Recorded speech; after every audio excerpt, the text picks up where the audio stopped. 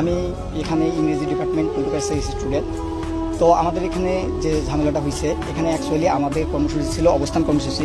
আমাদের উদ্দেশ্য ছিল আমরা মডার্নে গিয়ে অবস্থান করব, কিন্তু আমাদের যে এখানে ছাত্র সংগঠন আছে তারা আমাদের আগেতেই জানিয়ে দিয়েছিল যে অবস্থান ছাত্রলীগ ছিল এখানে।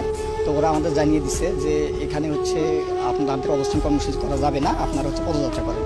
আমরা সেটাতে একমত হয়ে আমরা এখানে পদযাত্রা করার জন্য ইচ্ছুক ছিলাম, কিন্তু তার পরবর্তীতে আমাদের আরও ফোর্স করে আমাদের যে সবার সাথে কথা ছিল আমরা হচ্ছে পদযাত্রা করে চলে আসব।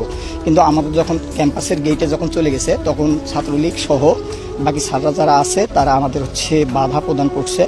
স্যাররা অ্যাকচুয়ালি যখন সামনে আছে তখন পিছন থেকে এবং তাদের যারা তৃতীয় পক্ষ ছিল তারা স্যারের উপর আক্রমণ করে সেই দায় আমাদের সাধারণ শিক্ষার্থীদের উপর চাপানোর চেষ্টা করছে।